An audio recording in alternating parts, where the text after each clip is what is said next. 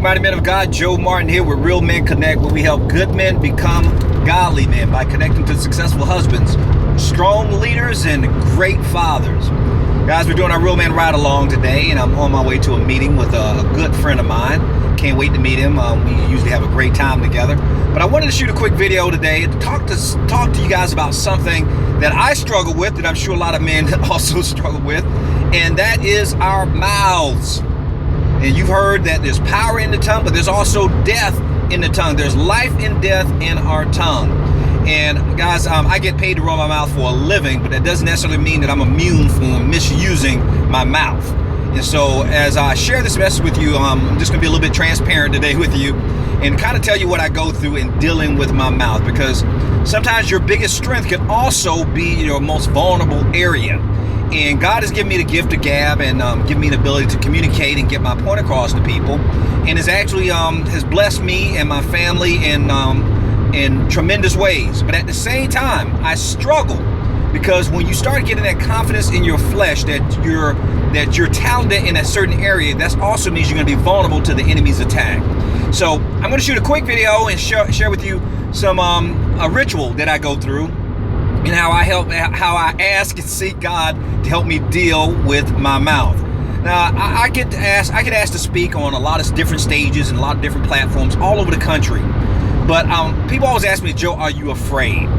Are you afraid? Are you nervous when you get in front of a group? It can be as small as 10 people or as large as 10,000.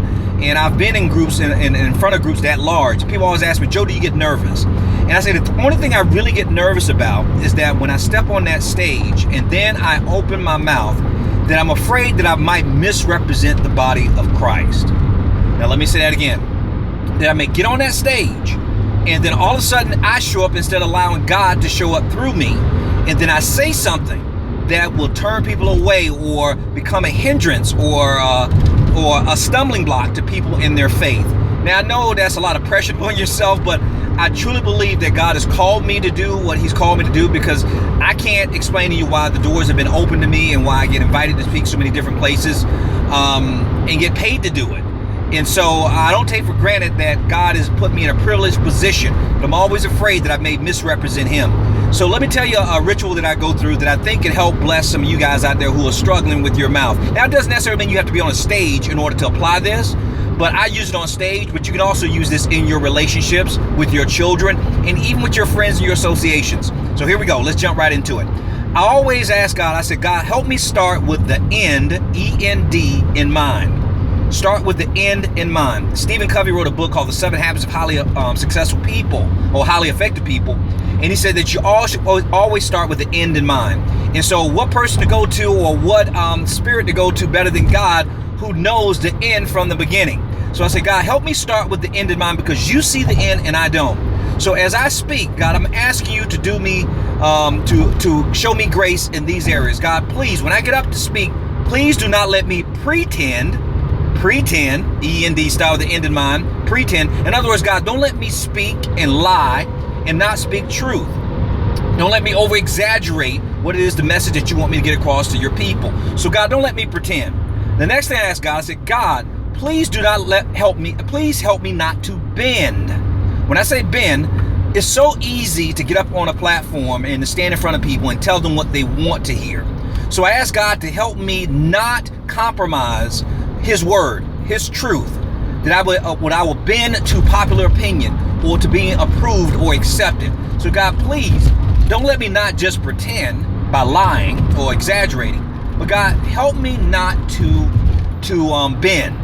Let me not compromise what I know is true, what I know is right to do. Then I say, God, help me not to defend. God, please help me not to defend. Not to defend a position that I know is wrong, or try to defend your truth. Because God, I don't have to defend your truth. Your truth stands by itself. So God, please help me not defend. And I said, God, please help me not to offend. Let me not offend. God, please let me speak the truth in love. Because what difference does it make if I speak the truth if no one receives it because they felt that it came from a wrong spirit? So God, I ask you to help me not offend the people who I'm speaking to. Now I understand that some people are going to be offended regardless, but God knows who I'm talking about. He knows that sometimes I stand in the way and I can offend somebody trying to get my point across. So God, help protect me from myself. So there you have it. That's what I use. I said, God, please help me not pretend, help me not to bend, help me not to defend, and help me not to offend. God, let me start with the end in mind. So guys, I hope this blesses you. If it has, please share this video with somebody else who you think may be struggling with their mouth. And as always, you know that we are males by birth, that we are men by choice. So we must intentionally make that choice every day, because a male is a terrible thing to waste. So until next time, be strong, stay strong, and most importantly, stay in this grip. Take care.